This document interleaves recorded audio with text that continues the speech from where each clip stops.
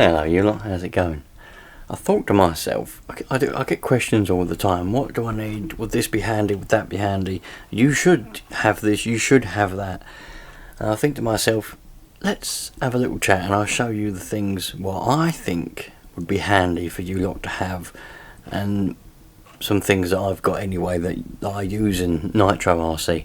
And maybe we can compare, or maybe might help you. Maybe you can say something that you use that I haven't got that might be good for me. But everything that I've got at the moment is everything I've ever needed in the past 20 odd years, more than 20 years now, of playing around with nitro engines. You don't really need a lot, and I've got a lot of things that you don't really need but make life a little bit easier. And one of those things is a heat gun.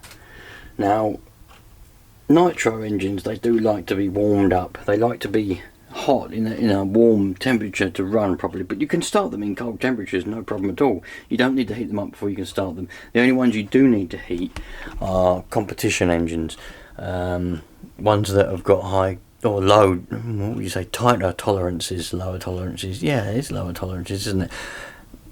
Higher compression, things like that. Ones that are made more precision because they're designed for racing. Them ones, they need to be warmed up. I've gone into details into why that is in other videos, but in this video is not important. So you can get the engine heaters, which I'll show you. Now, you get these things. They're about, I don't know, when I bought these, it was about 20 quid, something like that. Very handy. I changed the connector on the end of this one. I've got another one with the XT60 on it. You just plug them into a LiPo, because they've got to take 12 volts, so you need a 12 volt or at least 11 point whatever. You need a LiPo, 3S LiPo in order to power this. Or you can power it from a 12 volt battery, you can power it from your car battery. As long as it's 12 volts, don't matter. No more than 12, well, you can have a bit more, you know what I mean. It doesn't have to be spot on 12, but again, we're going off topic. 12 volt battery powers that engine, are your happy days. As well as, or instead of, the old heat gun. Now this is a good example of a battery powered heat gun. This is actually a new one, because I had an old one.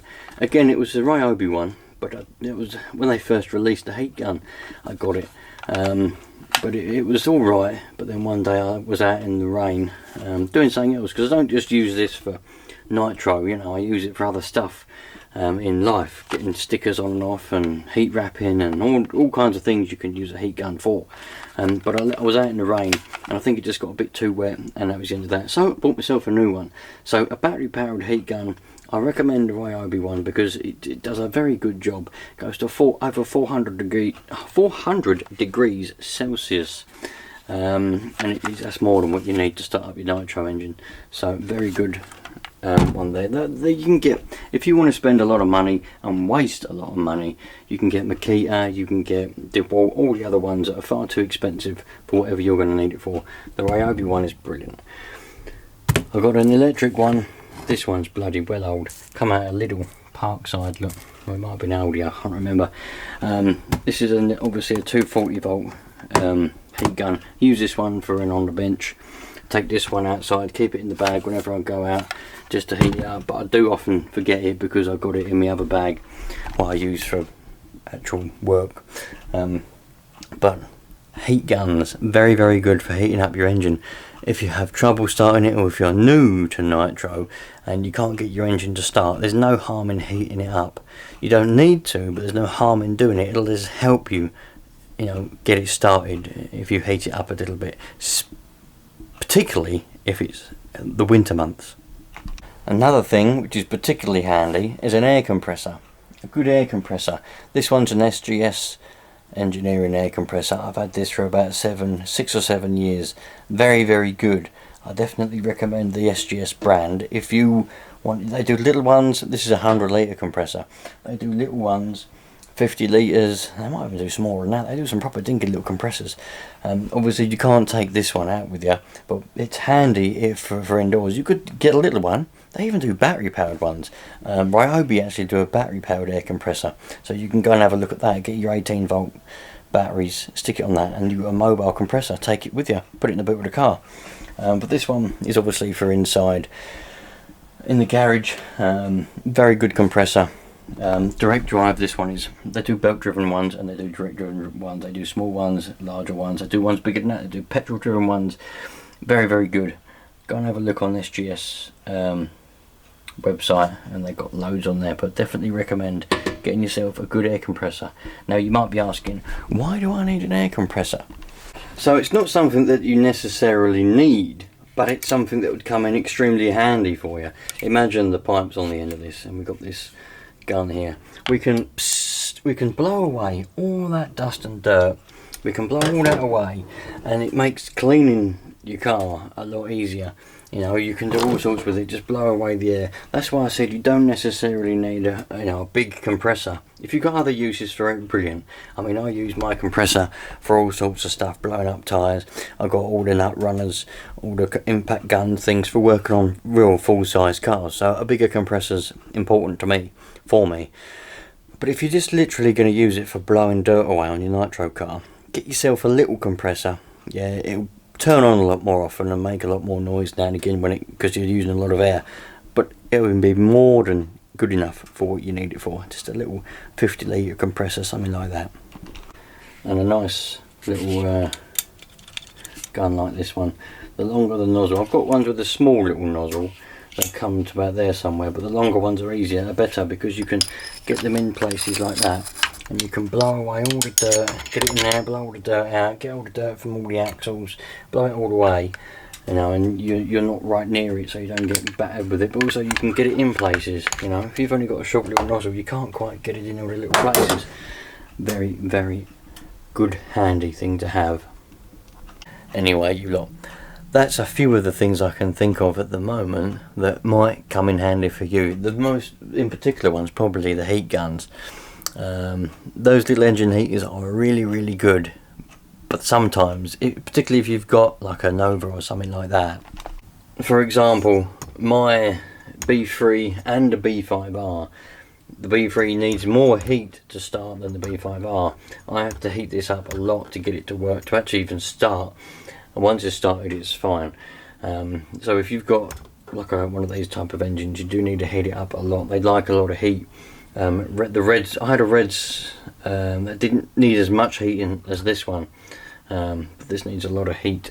So a battery powered heat gun is very, very good. Just put on the engine heater on as well and use the heat gun. I never used to bother using the heat gun. The little engine heater, perfectly fine. You know how it goes. You get older and you think to yourself, let's just make life easier. Little bit of interesting information about these this heat gun. I know I told you that my old one, it was fine, but I used it out in the rain, it got wet, and all of a sudden it stopped working. Well, it would work. The little fan would come on, but the heating element stopped working. It wouldn't heat anymore. So it was just a cold air gun. I did actually get it working again. I took it apart, dried it out, dried all the little joints and everything like that, and it actually got working again. But I'd already bought a new one, so the old one I gave it to someone who could have done with the battery thing, and I said, look, it did break, I've mended it. If it breaks again, I'm sorry, put it in the bin. Happy days if it keeps on working. But my point in that is, if something does break, don't just throw it away straight away. Take it apart, have a look inside it, and you might be able to mend it and save yourself some money. At the time, I was just like, that one's old. It was probably about 6 or 7 years old. Right, Obi-Wan, but the very early version. They first started churning out heat guns. And I thought to myself, stop working, I'll just get a new one.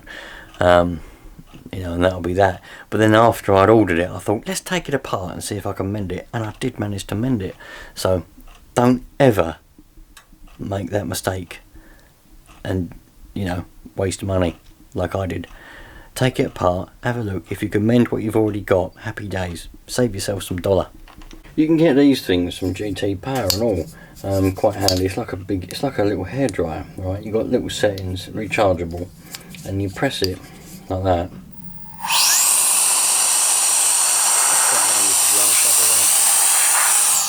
Not as effective as a compressor, because you've got a lot more high pressure air with a compressor. But if you've got a lot of dust, so you've been in a really dusty area, you can use one of these things. You'll be surprised how much air actually comes through these. They've got like a little turbine in there, look.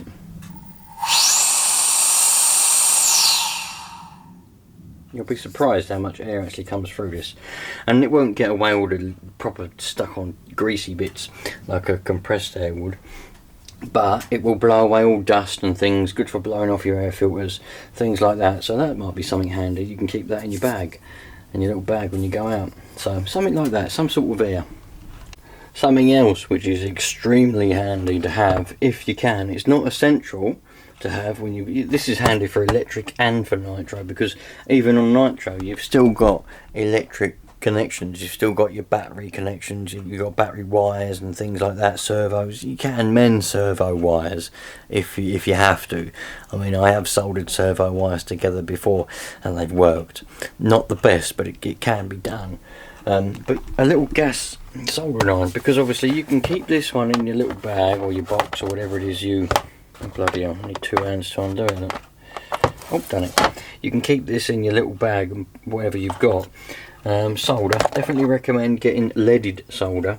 Lead-free solder is no good. This is just what I've got because I've run out of lead solder. It's very hard to come by lead solder. I mean, you can get it.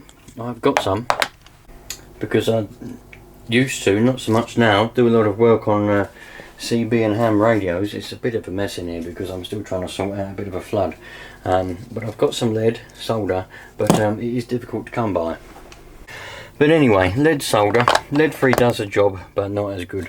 You've got all the little attachments on here, and a gas one is brilliant. This one's a Weller one. It doesn't have to be Weller, it can be any brand, as long as it's a good iron. A gas one, you can keep it in your bag.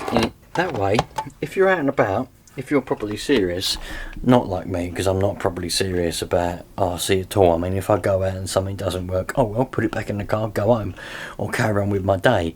But some of you lot, you really do get annoyed if something breaks, and that's understandable. You know, you go out and you want to spend a nice day with your RC car, and all of a sudden it breaks and you've had a bad day, it doesn't work anymore. Now you're like, what am I going to do? That was a waste of time. Don't panic. If you break a wire or something, you've got yourself a soldering iron with solder. I recommend getting a little bit of flux as well, because it makes things easier. Putting a bit of flux on the wires, the solder runs better and it covers everything. And also take with you some heat shrink. I've got several different boxes of heat shrink, but here's one.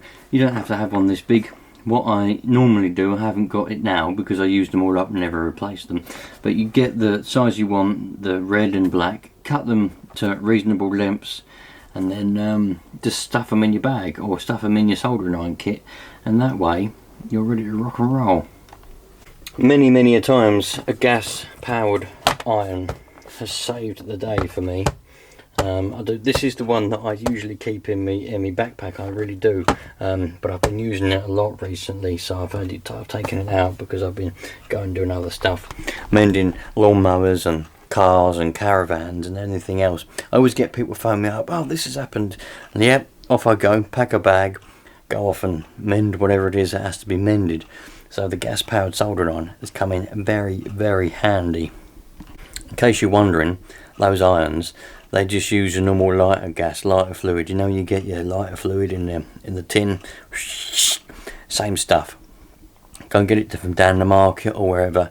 Get a tin of it for, I don't know what it is, probably quite expensive now, but it used to be about £2, probably about £6 or £7 now. I ain't bought a tin for ages, but that's what it uses. You could probably buy battery powered irons. I know Ryobi do a battery powered soldering iron, but that's quite big and bulky to take in your kit with you whenever you go out. I mean, a little gas one like that little footprint now, that's nothing, is it? That's absolutely nothing. So one of them's the one. Now this one, it's an easy and an obvious one, a very obvious one, but I'm going to say it anyway because there might be some of you out there that haven't done this or got this, right? And that is two fuel bottles, or more if you use more. Now, I've only started doing this recently because what I was gonna do, I mean, this one is more than 20 years old. This is the first ever bottle that I ever got when I got my Savage 21, and it's still going strong. Come straight from the model shop, and it's a good one. But I was gonna do a little series or a little video on having a look at the different types of fuel bottles. You've got the guns and all sorts. I bought this one and then decided not to do it because it was a waste of money. So I've ended up with 2 bottles. So a good idea that I've started to do, I've got 16% in this one, because this is, well, now and again I do run 16%. I've got a Rush Evo, got some other cars with little small engines, or if I get any that are non-runners and they've got the little engines, the T15s or below, they're more happy on 16%. It's just easier to have 16% in a bottle rather than having to get rid of all the 25% or 30%, depending on what I've been running, out of this, and then fill it up with 16. Then I've got to remember that there's 16 in there. So very, very simple. 16%, that never ever changes. That is 16%. This one, 25%. I only run 25% on any of the other cars, with the exception I have got some 30%. I do like to run the 30%. It's helicopter fuel, but I run a 25% on the race buggies and the Savages and all that. 16% goes in anything that's got a little smaller engine, because it's just more happy. But you can run them on 25, but I started doing that recently. 30%, I like to run it in the Savages now and again, because you get a nice, really long, thick smoke trail, and I think that looks awesome. That's the only reason I want to run 30%, not because of any other reason. Don't get no power increase, you don't get nothing. You just get more smoke, and that's what we want. More smoke and more smell. The more smoke we get, the better a day we have. You know how it goes. No smoke, boring day. Loads of smoke, great day. Treat people nice. Treat people how you want to be treated, and we'll all have a very nice, happy life. Cheerio.